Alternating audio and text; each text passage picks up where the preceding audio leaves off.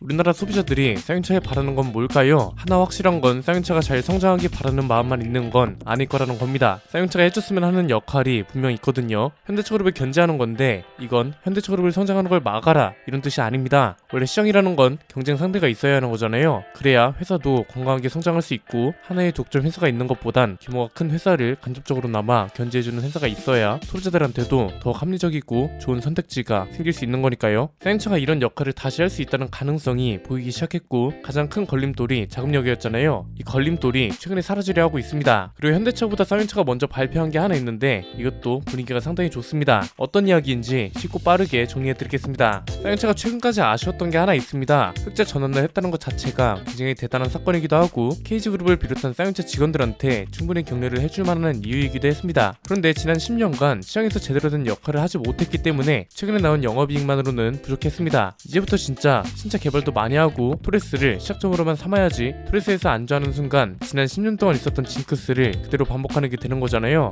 그래서 이 영업이익만으로는 부족하다고 생각하던 찰나에 이런 얘기가 나오기 시작했습니다. 쌍용차가 최대 2,600억 규모의 투자를 받는다는 겁니다. 야, 이렇게 되면 이야기가 크게 달라지죠. 왜 투자라는 수단을 생각하지 못했나 싶습니다. 쌍용차가 최근에 유진투자증권을 주관사로 선정하고 3호 전환사채 발행을 검토 중이라고 합니다. 그냥 쉽게 말해서 주요 기관 투자자들로부터 일종의 투자를 받는다고 생각하시면 됩니다. 투자자들 수요에 따라서 1,500억에서 2,600억 원 사이에서 규모가 확정될 예정이라고 하고 쌍용차가 올해 4월쯤에 주식거래도 재개될 수 있다는 소리도 나오고 있잖아요. 3호 전환사채 발행을 한 뒤에 주식거래가 재개되면 이 투자자들은 주식거래로 차익을 얻어갈 수 있기 때문에 이게 또 기대 효과로 떠오르고 있는 겁니다. 투자자들은 지금 뭘 믿고 투자하나 싶으실 겁니다. 여기에 KG그룹이 도움이 들어갈 걸로 보입니다. 쌍용차의 미래 비전 같은 걸로 충분히 어필할 수 있다면 괜찮은데 만약 이걸로 부족하다면 KG ETS의 자회사인 KG 모빌리티 홀딩스가 연대 보증을 보장하는 조건도 거론되고 있습니다. 이 자금 유치를 왜 하냐면 간단합니다. 전기차 개발 때문입니다. 전기차로 사업 영역을 확장시키려고 자금 모집에 나섰다고 합니다. 지금 나오고 있는 액수가 그렇게 넉넉한 건 아닙니다. 왜냐면 신차 한 달을 제대로 개발하려면 3천억 정도는 들어가거든요. 대신 신차 효과를 굉장히 길게 끌고 갈 수 있는 기회는 생긴 겁니다. 왜냐면 이미 토레스 전기차 같은 파생 모델들은 출시가 정해진 상태고 KR10까지도 어느 정도 가닥이 잡힌 상태라서 이 차들이 출시된 다음 세대의 전기차 개발을 위한 자금 유치가 아닐까 싶습니다. 이런 상황이 업데이트 되는 대로 정리해보면 될 것 같고요. 최근에 이런 내용도 나왔습니다. 쌍용차가 KG 모빌리티로 바뀌잖아요. 이것 때문에 지금 디자인 공모전을 진행 중이라고 합니다. 총 상금이 3천만 원이라고 하는데 저는 이걸 보고 쌍용차가 KG 그룹으로 들어가더니 마케팅 세대 교체가 제대로 됐구나 싶더라고요. 갑론을박이 여전히 있긴 하지만 KG 모빌리티로 바뀌는 것 자체는 큰 문제가 안 될 거라고 말씀드렸죠. 왜냐면 곽재선 회장이 코란도나 렉스턴처럼 고유 모델 자체를 굉장히 중요하게 생각하고 있고 실제로 이 고유 모델별로 역사가 뚜렷하기 때문에 KG 모빌리티라는 회사 이름에 비중을 두지 않는다고 했잖아요. 회사 이름이 바뀌게 되면 로고도 바뀔 텐데 자동차한테 로고는 생명이나 다름없죠. 똑같은 디자인이더라도 대중 브랜드 로고가 바뀌느냐 벤츠 같은 프리미엄 브랜드 로고가 바뀌느냐는 천지 차이입니다. 이게 중요하다는 걸 충분히 인지하고 있는 거죠. 지금까지 자동차 회사가 이런 공모전을 했던 사례가 많지 않습니다. 기아도 최근에 로고를 바꿨는데 공모전이나 의견 수렴 과정이 없었잖아요. 처음에는 킨사이다라고 불렸다가 지금은 해외에서 기아 로고를 보고도 기아인지 모르는 사람들이 꽤 많다고 하잖아요. 어떻게 보면 현대기아차도 쌍용차가 먼저 소비자들이 원하는 걸 하기 시작했다는 거죠. 항상 이런 게 나올 때마다 제발 공모전이라도 하라는 말이 많았는데 이걸 실제로 한다는 겁니다. 이번 디자인 공모전은 국내 대학생이나 대학원생이면 무조건 참여가 가능하다고 합니다. 개인 또는 4인 이하의 팀을 꾸려서 응모하면 되고 공모 분야는 자동차 외관 디자인, 인테리어, UX와 UI 같이 모빌리티 디자인에 대한 전반적인 아이디어를 디자인해서 제출하면 된다고 합니다. 우수 응모작 중에 참신한 아이디어는 KG 모빌리티 미래 30년을 준비할 디자인 버전을 정립할 때 적극 반영하겠다고 하고요. 로고뿐만 아니라 어떻게 보면 쌍용차의 전반적인 미래 설계를 하는 중요한 공모전이라는 건데 이렇게 되면 결국 쌍용차와 KG 모빌리티는 사실상 모든 준비가 끝났다고 볼 수 있습니다.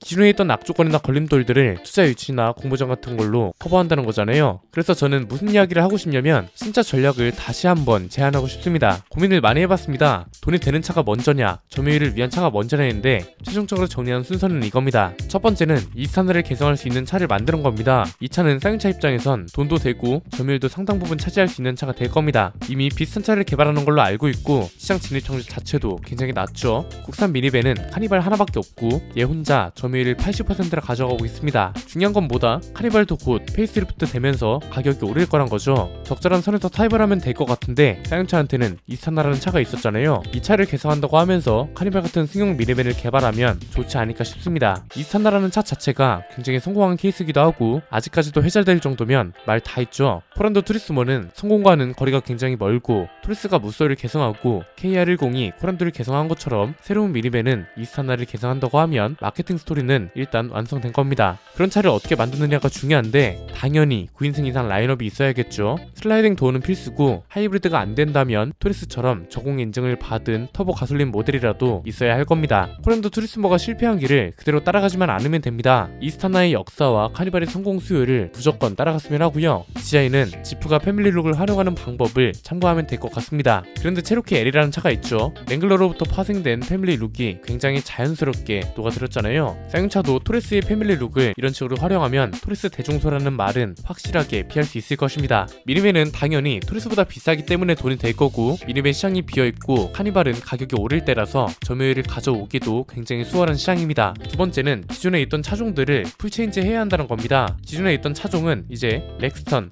스포츠, 티볼리 이런 차들이겠죠. 토레스에 이어서 KR10이나 미니밴이 나와버리면 연속해서 새로운 신차가 나오는 거잖아요. 기존 차종들도 세대 교체가 필요한 이유가 새로운 신차에만 집중하다 보면 기존에 있던 차들은 완전히 뒤처지기 시작하면서 보유 모델로서의 가치를 잃어버립니다. 완전 새로운 신차를 만들었다는 건 이미 새로운 플랫폼과 파워트레인은 있다는 소리잖아요. 여기서 또 새로운 신차를 만드는 것보다는 기존 모델을 풀체인지하는 게 개발 비용이나 마케팅 비용 측면에서 절약할 수 있는 게 많을 겁니다. 심지어 풀체인지 대상인 차들은 거의 모든 조건을 다 갖추고 있습니다. 렉스턴 라인업은 가격이 비싸기 때문에 영업이익 측면에서 이득이고요. 티볼리는 토레스보다도 더한 가성비가 필요한 차이기 때문에 영업이익보다는 점유율에 초점을 두고 출시하면 대박나지 않을 수가 없는 겁니다. 아마 여기까지만 돼도 사용차 점유율은 이미 10%를 넘겼을 겁니다. 세 번째는 소형 트럭 시장을 건드는 겁니다. 여기서부터는 이제 완벽하게 점유율을 위한 싸움이 되는 거죠. 어쩌다 보니까 우리나라 소형 트럭 시장도 비어있는 시장이 되어버렸습니다. 다마스랑 라보가 단종됐고 포토랑 봉고도 단종될 예정입니다. 우리나라 경수형 트럭 시장은 굉장히 큽니다. 작년 한 해 동안만 14만 대 가까운 신규 등록 대수를 기록했고요.